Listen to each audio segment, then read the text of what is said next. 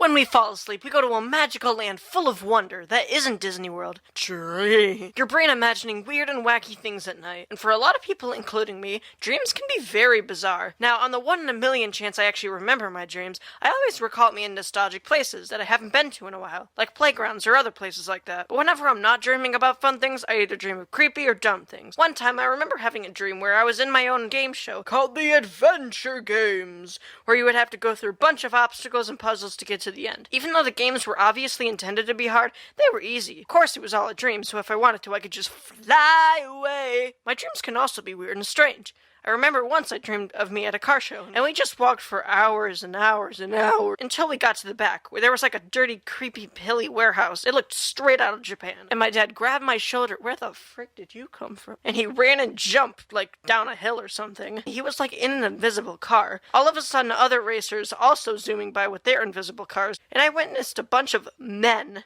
racing in invisible cars. It was like the Walmart version of Mario Kart. And of course, I was just running up and down the racetrack. Eventually, I heard a big boom, and I saw Charlie D'Amelio with a water gun, just spraying everyone, trying to make this sound like I don't need therapy. I also have dreams that always repeat, and it's the weirdest thing in the world. You know that Big Pete guy from Mickey Mouse?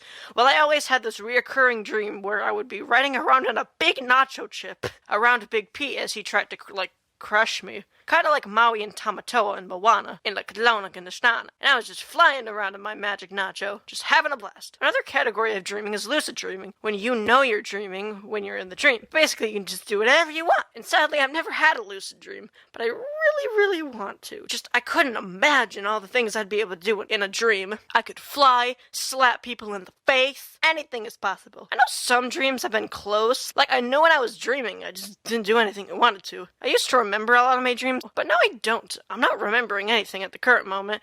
My friend Wolf, on the other hand, dreams every single night and remembers every single thing that happened to them. I'm jealous. Now, if we go a step further in dream rarity, we go to sleepwalking, when you move in real life as you sleep. Now, if you don't know, when you're in REM sleep, you're basically paralyzed. But sometimes you're not, and you move while dreaming, like dogs whenever you see them running while sleeping. Now, when I was real young, I sleepwalked all the time. I only remembered one of them, and that's when I stuck my foot in the toilet.